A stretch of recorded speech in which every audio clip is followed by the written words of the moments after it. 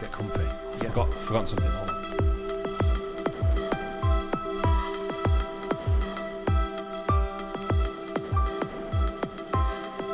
Seriously, anytime today, darling. Anytime today. So, I bought you a little gift yesterday. I brought it into the office last night. You already attacked it. You already attacked and it. I'm not saying we're doing sponsored adverts just yet, but just to give you if you're out there in the marketing world and you're thinking, oh, I like these guys, they have a good vibe.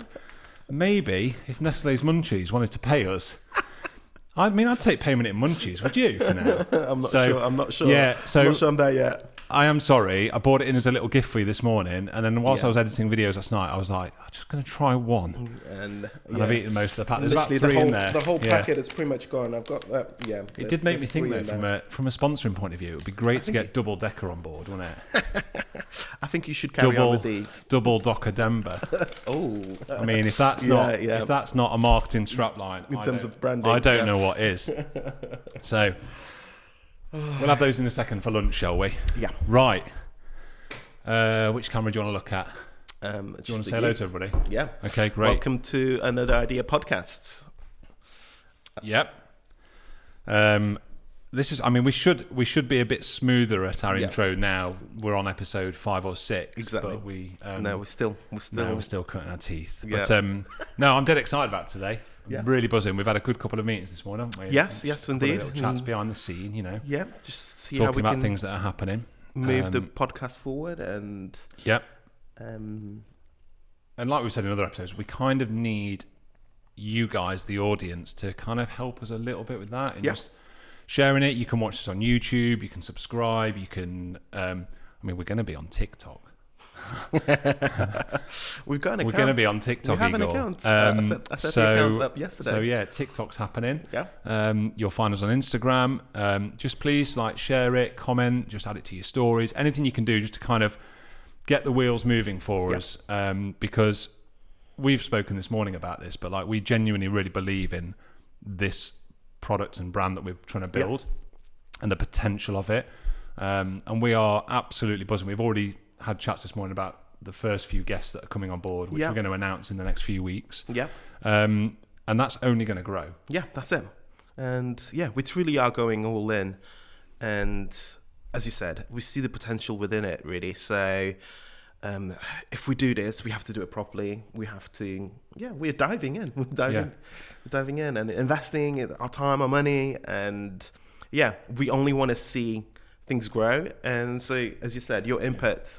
And we're still learning, right? Really, so even me giving you that bag of chocolate, a lot of people are listening to this going, what on earth is going on? Yeah. But we're filming it, so you can watch it on YouTube. But if you're not watching it on YouTube, I bought Igor a bag of Nestle Munchies and I ate them all. So anyway, right, should we just crack on with today's episode? Let's go. So we are doing, we're doing inspiration sources today. Yeah. So one thing we wanted to kind of talk about was things that inspire us. And one thing that we consistently talk about within our message is seeking inspiration from outside our industry. And it's something that we've talked about as being a kind of something that we've always connected over, having discussions about certain brands or people or businesses outside of our industry, which is wedding photography. But we want to move the conversation away from that industry a little bit. Yeah. And it's very easy to kind of get sucked into looking at your industry and feeling like you've got to compete with those people by, using them as an inspiration. Actually, really, it's all about just embracing the content and the world that's out there. Yeah, and that's the way you grow. That's the way your eye grows, your creative heart grows. Especially analysing not just simply what you like, but why you like it. Yep. So I'm excited about this conversation because it's one of those conversations that doesn't happen often, and really self-analyze why you like specific things and break it down and see how you can actually bring that into your work, whatever you're doing, really. So and if you're watching, if you're listening to this, let us know if you agree, disagree. Yep. Share your bits of inspiration. Let us know what you're kind of consuming content-wise that's inspiring you to work within your industry. So the plan for this episode is we gave each other a few categories. So we've got 5 categories. Yep. And for each category, me and Igor have chosen a brand, a person, a business, whatever it may be, and we're going to just put it out there, have a little discussion, and see what we think. So the categories are, what do we pick? TV, film, art, design, and what was the last one? And fashion. And fashion, yeah. And you got your choices ready? I do. And yeah. Which one do you want to tackle first? Shall we go for, I think, the obvious one? Shall we do design? Let's go for it. Yeah. It's good for me. Shall we do design? Yeah. And yeah, for me, design, it's a massive one, especially when I studied graphic design, really. We both had similar degrees in that sense. Yeah. I did product design, you did graphic design. Yeah. So there's that. I couldn't get onto my graphic design course. What do you mean? There were just too many people doing it. So I went with a course that only got 4 people on. Yeah. But yeah, I think design is it's one of those things that sometimes people don't pay much attention to it. Oh, absolutely. And it surrounds us. Yeah, and it's everywhere. It's literally everywhere from the moment you cross the street, get out of your house, and the way road signs are designed, the way everything really. The chairs were sat on. Yes, exactly. Literally everything. The simple fact that someone sat down and really thought about how curvatures in this chair or whatever else that's around us has been designed is the things that go into it. It's like functionality, the aesthetic, the materials, the cost, the market. The decisions that go into design are endless. Yeah. It really moves our world. It really moves our world. So, yeah. Let's kick us off then, Igor. Kick us off. Who was your design choice for inspiration? I had to think about this one, but and when I thought about it, when it came to me, I was like, of course. But yeah, Paula Scher, she's now she's renowned in the graphic design world, really. But she's got I think it's Pentagram or Pentagon, a studio in New York. But she is mainly renowned for her lettering. Yeah. And when you Google Paula Scher, you'll see it. The way she uses Helvetica, it's very specific, and you see her work and you recognize it literally straight away. This is what I love about this conversation already, is that we ran our names by each other this morning, and I was like, I don't know who Paula Scher is. Yeah, but and I looked at it, I was like, yeah, that's cool. Yeah, I like that. So yeah, she was instrumental really for the way I see design and just lettering in general, really. She's the reason why I fell in love with Helvetica New. The font is just beautiful. It's like Helvetica but slightly more narrower, and it's just beautiful, the aesthetic in terms of how it used. And if you think about it, our logo, there's definite parallels. If you think about it. Incredible. That only just came now, so I was like, it's true. I love how you picked a graphic designer as a graphic designer student. Yeah. And me as a product designer, I picked a product designer. Designer. But just to go over Paula Scher as well, like I think I think this is a consistent message across a lot of our choices. It's the consistency of the work, like the recognized style of that artist or designer, not being pulled around in terms of trying to appease different. Yeah, it's like she obviously has this identity and this vision, and it's like this is what I'm about. Yeah, I'm going to do my thing, and the brands that want that are drawn to her. Yeah, that's it.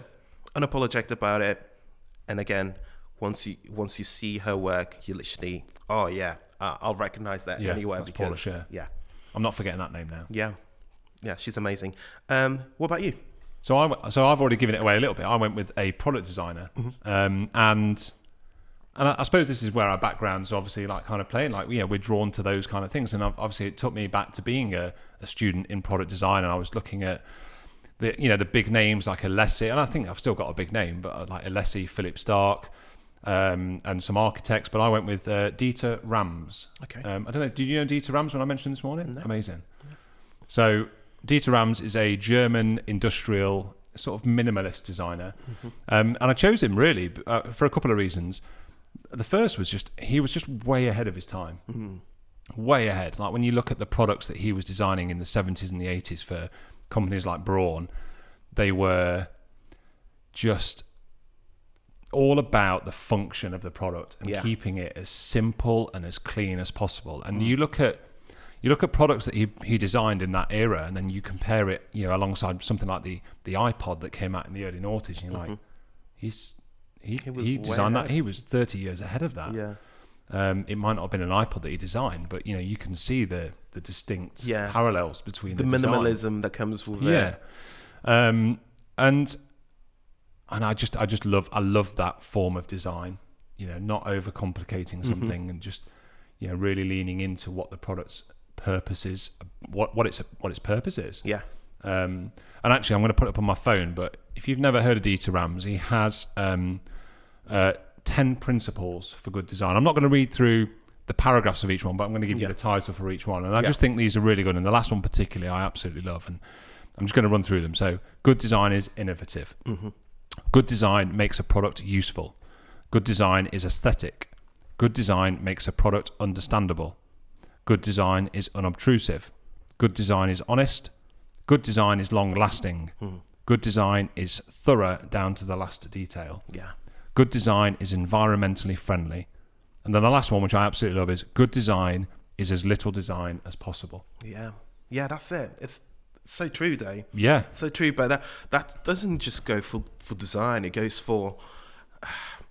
It can go for art. It can go for photography. It can go for the whole idea of literally being able to... How much can I chip away? How much can I remove from this piece that I've created? How much can I remove out of it and it still be relevant? It still be... applied to its function, to its goal. Yeah. I love that. Yeah, and that was it. That was why I chose Dieter Rams. Way ahead of his time. Amazing design principles that I think are, if you've never heard those, are they're worth embracing. And I think as well, just not just going on the whole idea of just naming names for the sake of it, but how do you think he has influenced the way you see things, or even your work now? But the whole idea of literally chipping away and having the minimalism and taking things, removing things as much as possible. I can see that so much in photography already. Yeah. If that makes sense. Yeah. So, and I think that's part of why we're having this conversation. It's about bringing that awareness to each other, but also to the people that are listening. Yeah. Is because even until I went through that list yesterday or the day before, and I was like, oh, who shall I pick? And I remembered Dieter Rams. I'd forgotten a lot of those principles. But it's amazing that when you read through them and you read the reasoning behind those principles, that you can kind of really take something away from each one. Yeah. And I think in terms of what this subject is about, which is inspiration, on a subconscious level, I think what I was inspired by him many years ago was just about, like you've just said, about stripping away the unnecessary parts of your product. Yeah. And just leaning into the parts that it's about and what you're about as an artist or a creator. Yeah. Yeah, I love that. And that's it. Yeah, man, that's great. Two great subjects there. I really enjoyed that. Yeah. Let's mix it up and let's go to the other end of the scale. Let's go TV. TV. Whew. TV. And this is one for me. We could have spent about 8 hours talking about this. Same. I'm more inspired, I think, by TV and the sort of box set generation now than I probably am film. I don't know about you. Yeah, 100%. 100%. The amount of TV has overtaken the world at the moment, and overtaken film. That's what I really mean, because it used to be all about the films, really, that we're watching, and cinema in general, box offices numbers and all that. But TV is, Netflix has just the landscape. The landscape has just entirely changed. It really has. The way we consume that visual content has shifted. And when the way we consume it has become such a, let's binge this, or let's go on a marathon. When you got such a galore of content and stuff to watch, I think it's quite crucial to really consume things that are good visually. Yeah, totally. So yeah, I'm excited to see. And it's that it comes down to that word again. It's just like awareness. Yeah. It's always about awareness, and it's one thing I talk about on my course quite a lot is the influence that consuming this content can have on you as a photographer. Mm-hmm. You know, some of my biggest influences are in this industry. Really, how you see cinematographers frame shots and scenes, and how that translates, and you can take that into the industry that we do. And I'm sure that applies to a lot of other creatives as well. I'm sure it's not just us that sees that. So I chose Peppa Pig. Definitely did not choose Peppa Pig. Ava Igor absolutely loves Peppa Pig. We are definitely sound clipping that. Yeah. She absolutely loves it. She's always waiting for the. I think so. Yeah. I think we've just peaked as a podcast there. That's going to take some beating. No, so I'm going to go with my choice. My choice. I don't know if you've seen this. Is The Handmaid's Tale. Have you seen The Handmaid's Tale? Yes. Yeah. Oh, that's good. I'm glad we've seen that. Praise be. Blessed be the fruit. I even wrote that down on my notes. Blessed be the fruit. I mean, we're not going to go into too much about the sort of the synopsis. Is that the right word for? Yeah. We're not, it's a very. It's such a surreal series for me. Like it's a dystopian kind of. There are parallels with the world that we're in, but it also feels so far away yet so close. So close, which is surreal and bizarre. And I don't think we could do justice to the storyline. And we're looking at this point from a purely inspirational side. So we're just going to try and stick to what it is that I take from Handmaid's Tale. And I mean, I love Elizabeth Moss for starters because she was Peggy in Mad Men, and Mad Men was also actually on your list.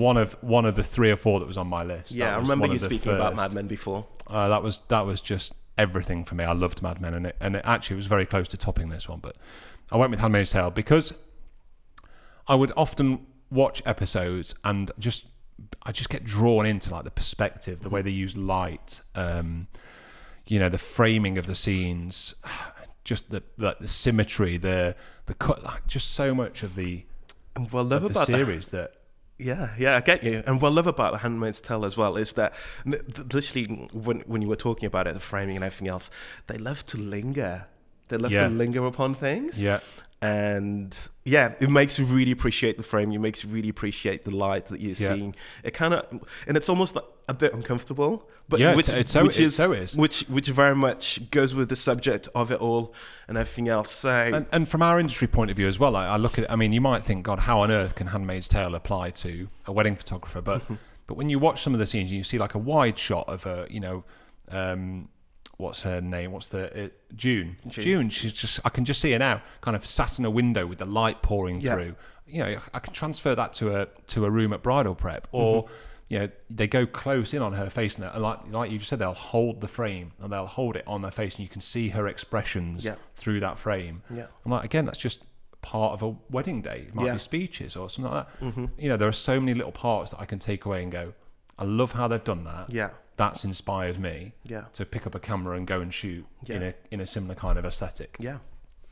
So that was it. And I think I wrote down Colin Watkinson as the cinematographer. He's the cinematographer. I think huge plaudits to that guy. Yeah.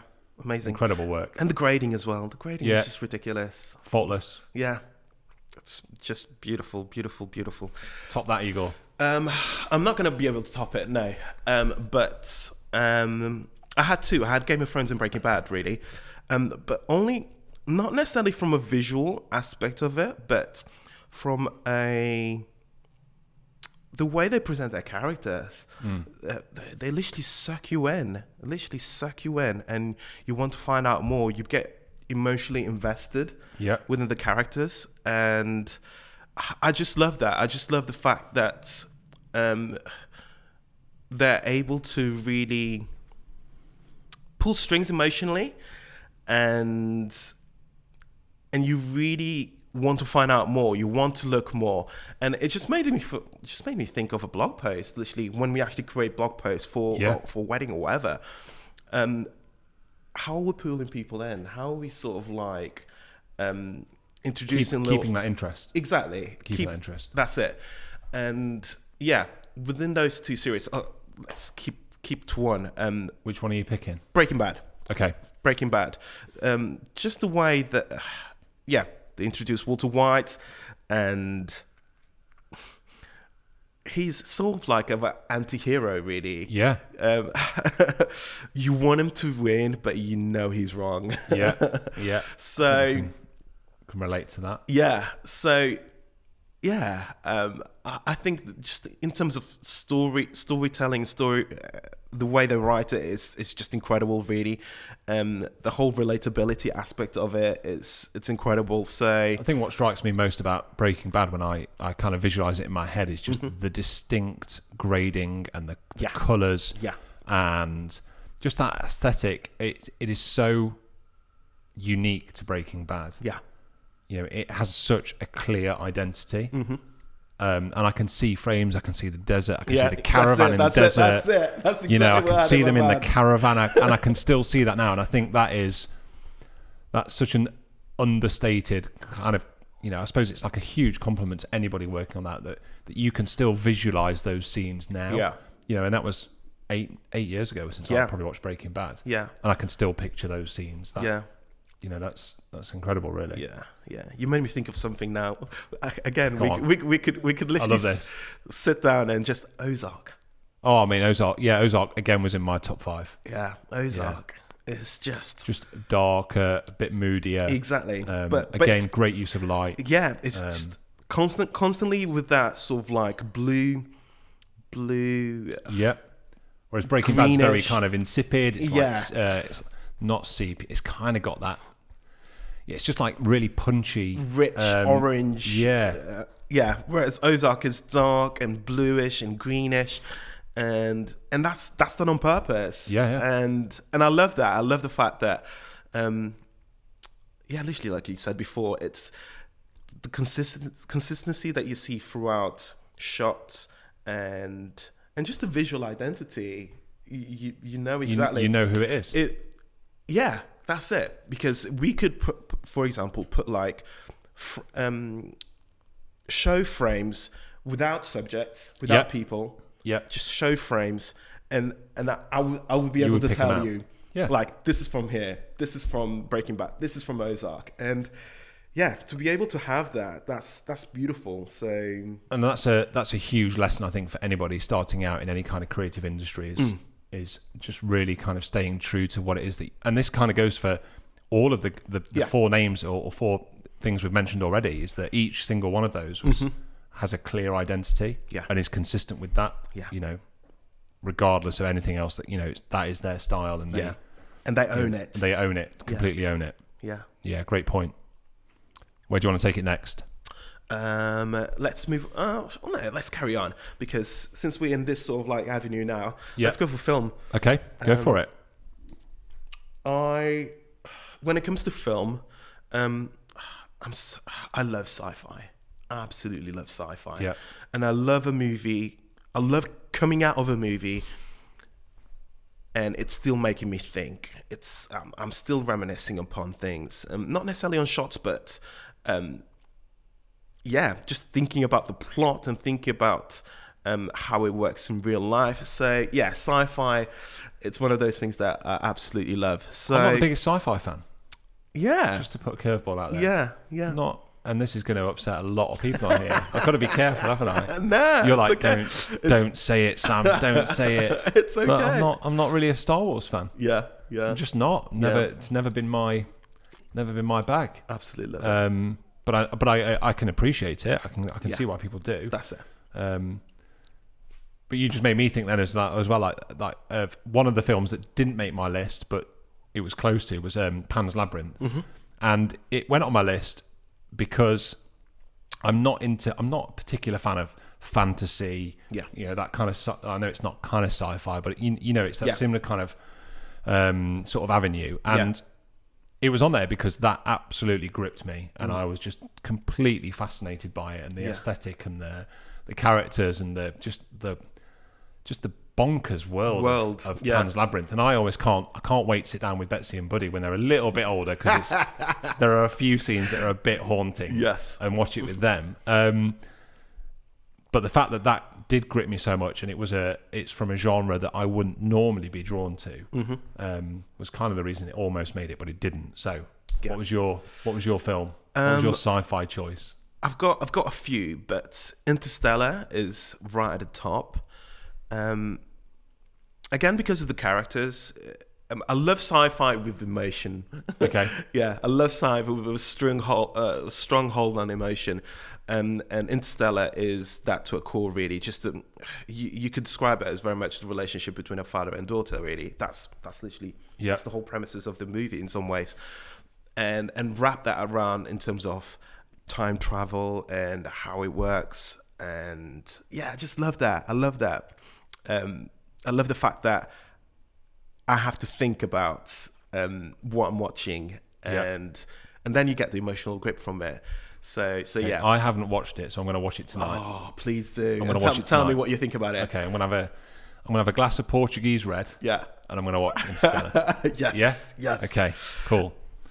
So are we on to my choice? Yes. So we're on my choice. So what are the films almost made the cut for you? Just so that the audience can kind of go away and go. Arrival. Arrival. Just incredible. Again, I'm not, for those that haven't. I mean, not much happens in Arrival, but that's the beauty of it as well. Exactly. It's the characters, the minimalism of it, and I just love the whole idea of going on a discovery, going on an adventure, and just kind of like we've got to work at this, we got to figure it out, and like very deep message as well. With that. Really deep message. That's it. And the other one was Tenet. Yeah, Tenet again. Time travel. It's out there. That is a crazy. I really have to pay attention in Tenet. Yeah, and I've watched Tenet probably 5 times now, and I always discover something. No, I always discover something new about it. I'm always watching it and discovering something new about it. So yeah, and yeah, you do go on a deep dives in terms of like YouTube videos and literally have to explain the movie. So okay, so right, Interstellar for me tonight. Tonight.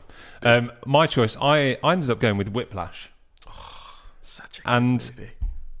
Again, it's just, I think the reason I chose it is I'm always about, I want to like be gripped by something from the off. And I think from the opening few frames, I was like, where's this going? Yeah. And it just draws you in. But it's also kind of like, I suppose, like, what was the Arrival? Yeah. Yeah, the minimalism of it. There's not much that happens. It's just a drummer. When you say a drummer trying to get into a band. And you're like, wow. But it is, I was gripped through the entirety of that film from start to finish. Eugene Simmons. Is it Eugene Simmons? Yeah. Incredible. The way he carries that movie is just incredible, really. Absolutely incredible. Sad, but incredible. And again, I just love the whole competitiveness of it. Yeah. That's the high stakes that you kind of like have to... well, it's like any profession, to get to the top of your game, that is what is required. Yeah. Nobody gets to the top of their game just by luck. Yeah. There's always, 1,000,001 things that have gone into that person that no one sees. All of those hours late at night eating bags of munchies. Yeah. No one sees that, do they? That's it. But that's what goes into a business and to a brand and to a person, to a skill like drumming is. Yeah, the sheer obsessiveness of it. Yeah, completely. Yeah, I respect that. And I just, going back to the film as well, and the reason it made the cut is just the beautiful simplicity of it. Every frame is just like, you feel like when they're having conversations, that you feel like you're here, you're there in the scene. Yeah. And I just absolutely love that. Oh yeah, I already had that Eugene, that last frame of Eugene literally just kind of like lifting you. Yeah. I could watch that again tonight. So yeah, great films. I'm definitely going to watch Interstellar. Yeah. It's on my list. Boom. Okay. So next one. We've got 2 left. 2 left. Art and... Come a little bit closer. Yes, sir. Art and... What was the other one? We've got art and fashion left. And fashion, of course. Which one do you want to go with? Let's go fashion. My fashion one was the brand Fear of God by Jerry... Start again. By Jerry Lorenzo. He's incredible. He's absolutely incredible at bringing casual minimalism to a sort of like formal setting. Especially his line called Essentials. It's just beautiful, and you will have seen it. You will have seen it. The way he was able to literally just take that and make it such a recognized brand in such a short amount of time is just incredible, really. But yeah, again, it's the whole idea of... I'm going to have a look. I've never heard of it. I'm going to have a look now. Yeah. Type in Fear of God Essentials. Okay. You carry on. The beautiful way that he just uses garments in a really minimalistic way and slightly oversized and American luxury. Yeah. And that's the thing.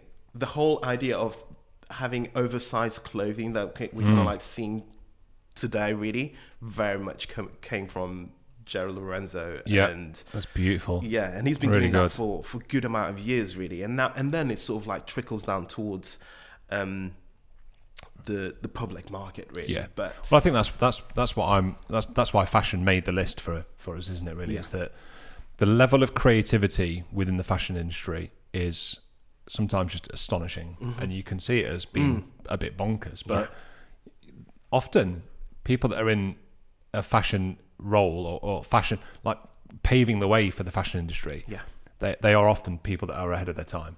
And it's incredible when you look at the fashion world and you look at the stuff that's on the catwalk 5-6 years ago that people would have looked at then and gone, stupid. No one's ever doing that. And then all of a sudden it's common. And you're like, how that transcends and trickles down to the masses is just often... That's what people said about Yeezys, for example. Yeah. Perfect example that how is that going to translate in the real world? And look at it now. With Gap. Yeah. It's incredible. Yeah. I just love the industry. I love how that works. You know, when you watch, things come up on Instagram and you're like, that's a balloon that turns into an outfit. And you're like, how? I know what you mean. That's never ever going to work down Derby High Street. But often, people need to push boundaries. Exactly. Yeah, we need people like that. So that's brilliant. That's that's an incredible brand that you've shown me. Yeah, it's just the beauty of the minimalism that I really love. It is expensive. I don't own... You have expensive taste, Igor. But yeah, I was going to say I don't own any clothing by Fear of God, but I want to. One day, one day, if they want to sponsor us for a little bit, that'd be great. We could talk about them for a bit longer. Yeah. So I went big. I went really big with my choice, and I've also tried to just keep it. Well, I went with Tom Ford. And I went Tom Ford because, mainly just because of his like, I know I can just visualize it there. It's just I suppose this is a repeat message to all of these takeaways, is like the consistent look of any brand or business or person here, isn't it? And I think what I love about what Tom Ford has done is just remaining timeless and classic without falter. Yeah. And just that look will never age. It will stand the test of time. And that was it. And I love that luxury high end kind of appearance and brand that he's created. I think it's just incredible. I don't know what more to say on it really. It's just we've kind of covered a few bits there. Yeah, you really have. And I like the whole idea of standing the test of time really.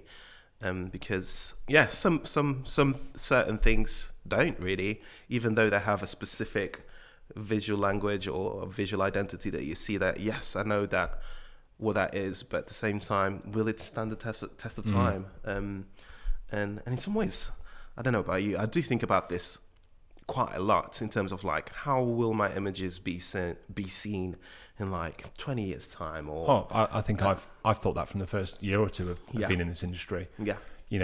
It's very easy, and I know we've talked about this podcast moving away from being wedding photography focused, but we kind of have to embrace that. That's what we are. And it's very, very easy in this industry to be drawn into feeling like you have to do certain things or take certain shots. And I think the point that keeps coming across from these people that we're looking at is that they're kind of saying, no, I'm doing my thing, mate. I'm sticking to what I know and love, Yeah. and I'm going to just be relentless with it. Yeah. Stick to your truth. And I think if anybody listens to this and takes one thing away from this episode, yeah, that is the one. That is the one key takeaway for me. Yeah. Is recognizing what you're about, what your aesthetic is. Yeah. And just, I was going to say, I don't know if this is the right word, but just constantly replicating it. Yeah. Yeah. Yeah. I mean, obviously it's going to evolve over time, but just kind of giving yourself permission to say no to other sort of styles and genres, and just go, no, that's not my kind of bag. Yeah, yeah. This is what I'm about. I know what I'm about, and I'm going this way. Yeah. Because all of these people have been pretty successful from it. Yeah. Yeah, very much so. No, so is that fashion? Is that fashion done? Ticks off. Yeah. Oh, we've only got one more left. Yeah. This was the hardest one for me to pick as well, actually, art. And do you know what, actually, this is one of my own critiques here, is I don't think I consume enough art. Yeah.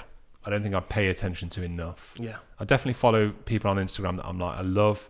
You know, is it CJ Hendry in New York, who does like life-like drawings of just ordinary objects, which I'm just transfixed by. I'd love to have a pair of like Nike Jordans on my wall, but I don't think I've kind of got the budget for it. Maybe the day you buy some Fear of God gear, I'll buy a CJ Hendry poster. I like that.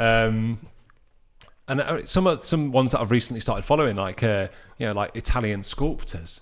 Yeah, it's just things that I would never see or consume, and I'm like, it's just incredible. I find it fascinating. Do you think you struggled simply because sometimes art can be seen as a very much not snobbish thing, but it's one of those things that you kind of like have to know what you don't know. Yeah, and I almost think you have to go and seek it out a bit more. I think it takes more effort to go and seek. Yeah. Whereas TV and film, they're right in front of us. Fashion, well, we consume ourselves with that all the time. Yeah. Whereas art, you really do have to go looking for it. Yeah. But every time we go to London, we'll always go to Tate, and we'll always just go for a little walk around. And I always try and take the kids there, and they might get bored after about 5 minutes. But can we go I'm now? trying to like plant those seeds and like, make them understand what it is about that experience that is appealing and how we can benefit from it. Yeah. But I do think that is often the stumbling block, is that you do have to make a more conscious effort to go and seek it. Yeah. Yeah. How do you feel about art? I love it. I absolutely love it. And I'm very intentional at my language whenever I talk to photographers that specify the fact that we are artists. We are creators. We are not just simply photographers, whatever label you want to put onto it. Really, we are people that are able to bring things into being and create and mold and try different things with it. And I think that's the main idea. It's just the idea of, just because you photograph things, it doesn't necessarily mean that that's the only thing that you do. There's other ways of bringing a creative aspect of what we do in a beautiful way. So we definitely are artists. And I think that in terms of my influences, I've said it before, but Basquiat, he's just huge, just absolutely huge in terms of me seeing his work for the first time. Just made me think like, wow, this is beautiful. It's how did it make you feel? What was can you remember that? Kind of feeling? And seeing his work for the first time, it's just incredible, absolutely incredible, simply because of the sheer scale. Yeah. And that's got to be one of our points here, right? It's all well and good looking at stuff on your phone and seeing Instagram, but there's a huge difference between just watching it on your phone and going and actually walking around a gallery or an installation and going, okay, I get it now. I can see this now. Yes, you get work that it's tiny, it's really small. It could be literally a postcard, but you get some of his works that are just literally huge, humongous, and the amount of time that would have taken to do that, and the messiness of it, but yet it's got a visual language, and it's having the confidence to do that for me. Yeah, I always find myself going, and I suppose this ties into my choice as well, is why go that big, or why do that? What was the process that led to that? And that is art, isn't it? It's that journey and that process that people go on to create something. There's more to it than just paint on a canvas. Someone's had to make that decision, and that they had to go through those processes and experiment, and some things for them would have worked. And that's what I love about it. That's what I love about it. When you see his work, you will constantly see experimentation going on, like in terms of different mediums, in terms of different. You just wonder, what was he thinking? But you can appreciate. Do you think that ties into a kind of deeper message that we've talked about in previous episodes? Is about that kind of that idea that we're always trying to learn, and we're like you saying, experimenting, and like we're trying to push ourselves a little bit outside of what is our comfort zone. Do you reckon as an artist that's kind of what they're having to do? Is what the big ones certainly do. It's like they're trying things that they don't know. They might completely fail. But they're giving it a shot. And then the ones that work are like, that's amazing. That's it. And at the same time, I feel like within his work there's a sense of carelessness. He actually doesn't care. The audacity. There's a sense of carelessness, and I quite like that. The fact that he can very much just not care and just do it. And artists and fashion designers, they're in a whole different world of their own, aren't they? Sometimes I love it. It's everything and it isn't at the same time, if you know what I mean. So I really like that. I get that sense of carelessness to it. And also as well with like you don't have to like everything either. It is subjective. It is, I suppose like each subject we've talked about, but I find it more so in art is that you don't have to look at something and go, I love that. But you can always appreciate something. More so than for me in any of the other industries we've talked about. You can appreciate it because of its scale or it's the work that's gone into it, but you don't have to look at it and go, that's my cup of tea. I love it, but also I don't love it. So my choice, I went with Brian Donnelly, which at first you didn't know, and I don't think you knew the brand or the name that he produced, but he goes in the name of Cause, which is Kaws. And even when I said Cause to you, you went, I'm like, who's that? And then we pulled his website up and you went, I know who that is. And I mean, I don't know how you describe it, but I suppose it's their installations of a character that you can only describe as kind of being a bit of a distorted Mickey Mouse, maybe. Very much that. I'm not sure if he'd pigeonhole himself as that description, but and they are, like you said with what was yours name again? Basquiat. It's just the sheer audacity of producing something on such a scale and putting it in a field somewhere or an installation, and it's towering over you, and you're like, wow. That's beautiful. It's intimidating. It's minimalism. It's minimalist. It's simplistic. It's stunning. It's basic. That's it. All of those things tie in, and that you kind of just.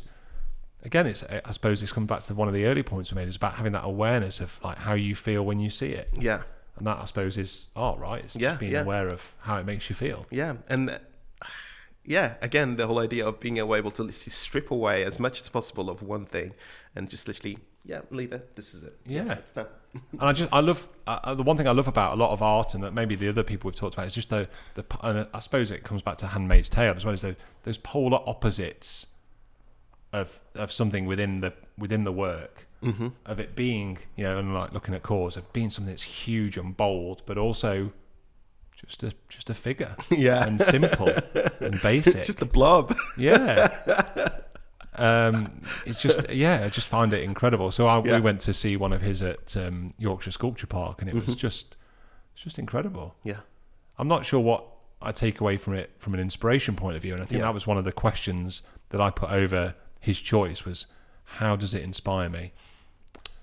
I think that literally from the point that we have been in some way hammering on and threading on throughout this episode, it's the simple fact that the same way you said the name, literally I don't know who you mean, but you literally showed me the homepage on his website. I'm like, oh yeah, of course, I know exactly who it is, and it's that recognized that recognizability. Yeah, Here yeah. I am Yeah. making up words, but yeah. Yeah. The fact that you literally identify with it straight away, you know exactly who it is, what it is, and yeah, that strong visual identity. Yeah. I think that's the really big takeaway from all of this that we've talked about is that consistent look repeated. Yeah. But also as well, Consistency breeds- also just how having that awareness and knowing how they make you feel. Yeah. Yeah. And being able to kind of deconstruct them a little bit. Yeah. And to be able to recognize what goes into it and the impact that it has on you. Yeah, what you like, why you like it, and how it literally like you said, the impact on you, and how can that actually affect the work that you do. Now go and do. Yeah. And I mean, that's it. That's the inspiration episode. Yeah. I mean, I don't know if we can say any more to it than that. I don't want to kind of devalue what we've already been over. No, it's great. I've loved that. I've really enjoyed I felt really nostalgic at times talking about some of those things. Yeah. I kind of want to go back and watch Breaking Bad again. I'm definitely going to watch Interstellar. I've watched it twice. I'm going to go and buy myself some Fear of God. Gemma. Essentials. Like Gemma will know. I had to take out a new credit card. I'm sure Gemma will know the essentials line. Oh, yeah. Yeah. What are your inspirations? I'd love to know. I'd love to know whether people have agreed with us, whether they've disagreed. I'd love to know.